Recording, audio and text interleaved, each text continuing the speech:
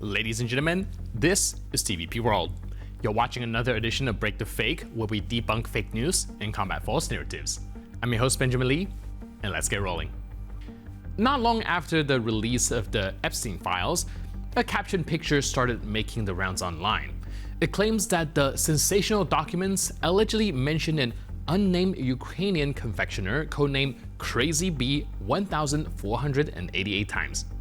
The poor quality Photoshop made it obvious that the person in question was former Ukrainian President Petro Poroshenko.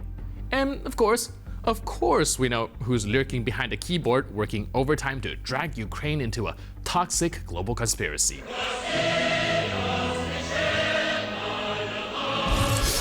Wait, actually, no, not this time.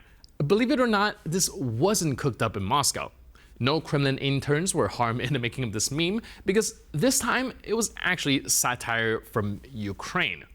And the internet, true to form, did what it does best: missed the joke entirely. So this whole thing started with a satirical Telegram channel. You know, kind of like that one meme page you saved that would get you fired if your boss ever saw it. Yep, that one. You know exactly the one I'm talking about. Now, in this case, the channel is called Smack, a Ukrainian page known for dark humor, political jabs, and the kind of irony that doesn't exactly translate well outside of the post-Soviet meme bubble. They posted the image as an obvious joke: former president, candy magnate, codenamed Crazy Bee, as if he was some kind of stand. But then the meme left the group chat, and some Chinese dude picked it up and ran with it. And that's when things went off the rails. The image got reposted all over Chinese social media, except now it wasn't a satire anymore. It was evidence. Suddenly, Petro Poroshenko wasn't the butt of a joke, but a figure in Epstein conspiracy. This whole mess is a textbook case of how disinformation spreads. A joke crosses the border, loses its punchline, and comes back wearing a tinfoil hat.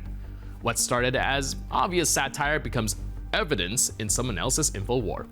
And sure, some people probably just didn't get the joke, but let's not ignore the convenient timing. In the media space like China's, tight state control, pro-Russian lean, no love for Ukraine, accidentally misreading a Ukrainian meme that just happened to help the right people? Lost in translation? Maybe.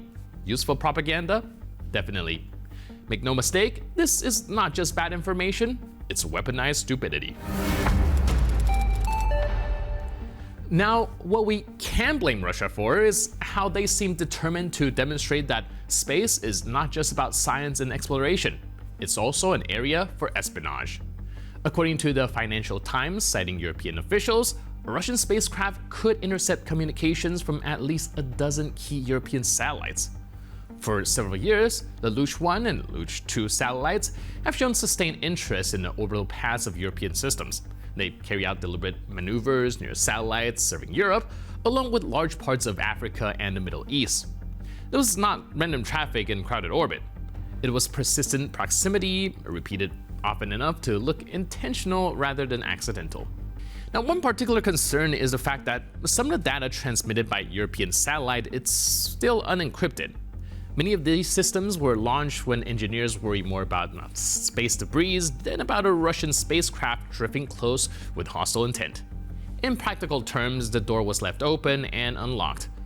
The satellite approach by the Luch craft primarily served civilian functions such as communications, navigation, and data transmission. At the same time, they also carry government and partially military information.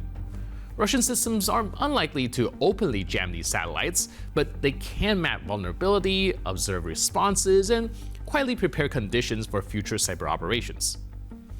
Analysts point out another pattern. Russian satellites consistently focus on operators from NATO countries. Coincidence is the official excuse, but patterns like this rarely form by accident. Last year's launch of the Cosmos 2589 and Cosmos 2590 satellites, both with similar maneuvering capabilities, further undermines the idea that this is scientific experimentation. As Europe debates digital security, artificial intelligence, and cyber resilience, part of its orbital infrastructure still rely on optimistic assumptions. Russia's Luch program has made one thing clear: in space, as in politics, misplaced trust does not stay abstract for long, it eventually turns into a cost. Russian reality keeps reminding us that a war is not only about death and destruction somewhere else far away, it also has a domestic sequel. The wife of a so-called special military operation hero says the apartment her husband went to war to make money for was quietly taken over by fraudsters. He went to kill Ukrainians for stability, benefits, and square meters. The benefits were theoretical, the square meters were temporary. The storyline is painfully familiar. A man signs a contract, goes to war, and sells his family a future. Mortgage covered, new life unlocked, maybe even a shiny washing machine minus the loot tax. While he's off fulfilling his combat missions, a more efficient operation unfolds at home. Paperwork is filled, stamps are stamped, the apartment they thought was theirs now belonged to someone else. No tanks involved, no artillery, just bureaucracy doing what Russian bureaucracy does best. The special operation went according to plan, just not the plan that they promised. Я являюсь супругой военнослужащего, действующего офицера ВКС. В настоящее время он находится на СВО. У нас не было своего собственного жилья, мы жили в служебных квартирах. В конце 2023 года мы получили субсидию от Министерства обороны на приобретение своего собственного жилья. Искали квартиру, нашли подходящий вариант. Сделку зарегистрировали в Росреестре.